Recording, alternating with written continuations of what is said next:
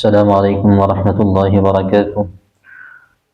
ناظرین، گزشتہ سبق کے اندر ہم نے سورہ نور کی آیت نمبر 18 سے 22 تک کا مطالعہ کیا تھا۔ آج کے اس سبق میں ہم سورہ نور کی ہی آیت نمبر 22 سے 26 تک کا مطالعہ کر رہے ہیں۔ دعا کریں اللہ تعالی ہمیں کہنے اور اس پر عمل کی توفیق عطا فرمائے۔ اعوذ باللہ من الشیطان الرجیم، بسم اللہ الرحمن الرحیم۔ ان الذين يرمون المحصنات الغافلات المؤمنات لعنوا في الدنيا والآخرة ولهم عذاب عظیم۔ بلا شبہ وہ لوگ جو پاک دامن بھولی بھالی ایمان والی عورتوں پر تہمت لگاتے ہیں، ان کے لیے دنیا اور آخرت میں پھٹکار ہے۔ وَلَهُمْ عَذَابٌ عَظِيمٌ، اور ان کے لیے بڑا عذاب ہے۔ دیکھیے، بظاہر یہ مضمون مکرر آیا ہے، اس لیے کہ سورہ نور کی جو آیت نمبر 3 ہے، وَالَّذِينَ يَرْمُونَ الْمُحْصَنَاتِ ثُمَّ لَمْ يَأْتُوا بِأَرْبَعَةِ شُهَدَاءَ فَاجْلِدُوهُمْ 80 جلدہ۔ وہاں یہ بات آئی تھی کہ جو لوگ پاک دامن عورتوں پر زنا کی تہمت لگائیں تو ان کو 80 کوڑے لگاؤ اگر وہ اپنے دعوے پر گواہ پیش نہ کر سکیں۔ اب دوبارہ بھی آیت نمبر 22 کے اندر یہی مضمون آیا ہے جو کہ مکرر ہے۔ تو اب ہمیں یہاں سمجھنا چاہیے کہ ان دونوں آیات میں فرق ہے۔ وہ جو آیت نمبر 3 ہے اس میں ان لوگوں کا بیان ہے جنہوں نے اس واقعے میں حصہ لیا لیکن آیت برات نازل ہونے کے بعد توبہ کر لی، تو اللہ تعالیٰ نے ان کی توبہ قبول کی، اسی لیے ان کے لیے استثناء ہے اور مغفرت کا وعدہ تھا۔ لیکن یہاں اس آیت کے اندر استثناء نہیں ہے اور مغفرت کا بھی وعدہ نہیں ہے، بلکہ ان کے لیے دنیا اور آخرت میں پھٹکار ہے اور آخرت میں عذاب علیم ہے۔ اس سے معلوم ہوا کہ اس آیت کا تعلق ان لوگوں سے ہے جو آیت برات نازل ہونے کے بعد بھی اپنی حرکتوں سے باز نہیں آئے اور وہ اپنے افتراء پر قائم رہے اور اس واقعے کی تشہیر میں لگے رہے۔ تو فرق جو ہے واضح ہو گیا۔ تو اسی لیے فرمایا کہ جو لوگ اپنی حرکتوں سے باز نہیں آئے تو ان کے لیے دنیا میں پھٹکار ہے اور آخرت میں عذاب عظیم ہے۔ اور ظاہر ہے کہ ایسا کام کوئی مسلمان تو کر نہیں سکتا، اس لیے کہ جب اللہ تبارک و تعالیٰ نے ایک واقعے کے تعلق سے ایک مسئلہ جو پیچیدہ بنا ہوا تھا اس کے تعلق سے اس کی برات میں پورا رکوع نازل کر دیا، تو اب اس میں شک و شبے کی گنجائش ہی باقی نہیں رہی۔ لہذا جو آیت برات نازل ہونے کے بعد اس واقعے کے تعلق سے شک میں ہوگا یا اس واقعے پر یقین کرے گا تو وہ ظاہر ہے وہ مسلمان نہیں، وہ کافر ہے۔ لہذا یہ منافقین کا بیان ہے۔ جیسے کہ آج کے دور میں بھی آپ دیکھتے ہیں کہ بہت سے لوگ جو شیعہ برادری سے ہیں وہ حضرت عائشہ صدیقہ رضی اللہ تعالیٰ عنہ پر آج بھی تہمت باندھتے ہیں، جبکہ قرآن کریم کا مکمل رکوع حضرت عائشہ صدیقہ رضی اللہ تعالیٰ عنہ کے تعلق سے ان کی برات میں نازل ہو گیا۔ اس کے باوجود وہ ان پر اگر تہمت باندھ رہے ہیں تو ظاہر ہے کہ ان کا ایمان جو ہے قرآن پر نہیں ہے، وہ جھوٹے ہیں۔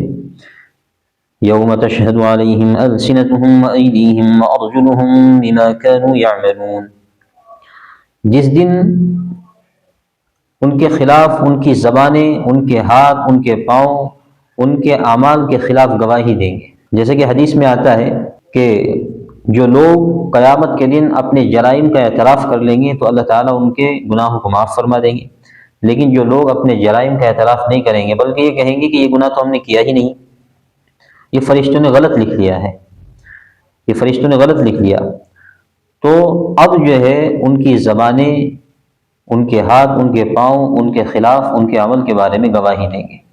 اب یہاں بظاہر تعارض نظر آ رہا ہے۔ دیکھیے، ایک آیت کے اندر فرمایا الیوم نختم علی افواہہم، کہ ہم ان کی زبانوں پر مہر لگا دیں گے، یعنی بول نہیں سکیں گی۔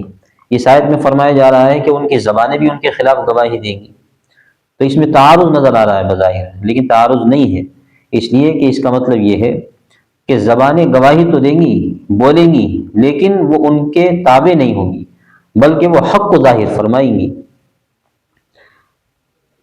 یومئذ یوفیہم اللہ دینہم الحق، اور اس دن اللہ تعالیٰ ان کو واجبی حق پورا دیں گے اور ان کو معلوم ہو جائے گا ان اللہ هو الحق المبین، کہ اللہ ہی حق ہے اور وہی ٹھیک فیصلہ کرنے والا ہے۔ الخبیثات للخبیثین والخبیثون للخبیثات،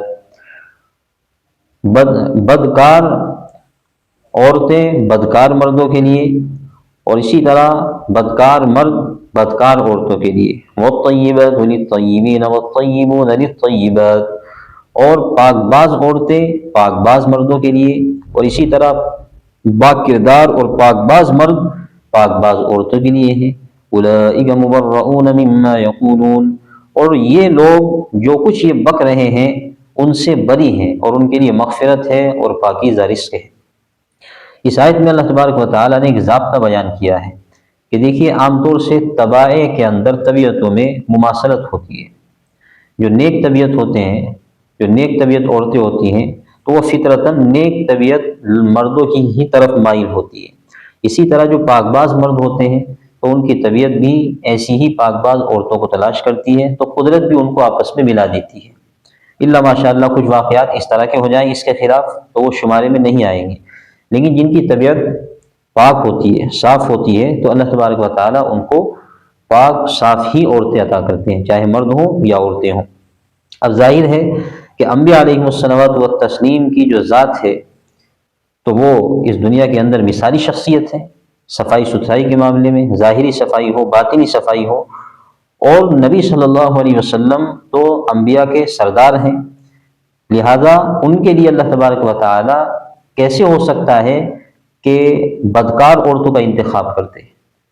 اس سے معلوم ہوا کہ جب ان کی طبیعت پاک ہے تو ان کے جو نکاح میں آئیں گی وہ بدکار نہیں ہوں گی بلکہ وہ پاک باز ہوں گی۔ اب آپ دوسری جگہ دیکھیں گے کہ قرآن کریم کے ہی اندر حضرت نوح علیہ السلام کی بیوی کا کافرہ ہونا مذکور ہے، حضرت لوط علیہ السلام کی بیوی کا بھی کافرہ ہونا مذکور ہے۔ تو اب اس سے یہ بات ثابت ہوتی ہے کہ دیکھیے وہ بھلے ہی کافرہ تھیں لیکن کافرہ ہونے کے ساتھ وہ بدکار اور فاحشہ نہیں تھی۔ حضرت عباس رضی اللہ تعالیٰ عنہ فرماتے ہیں کہ ما بغت امرأۃ نبی قط، کہ کبھی بھی کسی نبی کی بیوی نے زنا نہیں کیا۔ ایک نبی کی بیوی کافرہ تو ہو سکتی ہے، اس کا امکان ہے، لیکن وہ فاحشہ اور بدکار نہیں ہو سکتی، اس لیے کہ کفر طبیعی طور پر موجب نفرت نہیں ہے، یعنی کہ انسان اس سے نفرت نہیں کرتا عام طور سے، لیکن ہاں کسی کا بدکار ہونا، کسی کا فاحشہ ہونا، اس سے ہر آدمی نفرت کرتا ہے، یہ موجب نفرت ہے۔ تو اس سے معلوم ہوا کہ کسی نبی کی بیوی فاحشہ اور بدکار نہیں ہو سکتی، لہذا جب فاحشہ اور بدکار نہیں ہو سکتی تو نبی علیہ السلام جو انبیاء کے سردار ہیں ان کے نکاح میں بھی کوئی غیر پاک باز اور بدکار عورت نہیں آ سکتی۔ ان تمام آیات کا خلاصہ یہ ہے کہ اللہ تبارک و تعالیٰ نے ہم کو یہ ہدایت دی ہے کہ جب کسی واقعے کے تعلق سے کوئی خبر پہنچے تو جب تک اس کے بارے میں صحیح تحقیق نہ ہو جائے تو اس کو آگے چلتا نہیں کر دینا چاہیے۔ اللہ تعالیٰ ہم سب کو ان تمام باتوں پر، ان تمام ہدایات پر عمل کی توفیق عطا فرمائے اور ان کو ہمارے لیے راہ نجات عطا فرمائے۔ وآخر دعوانا ان الحمد للہ۔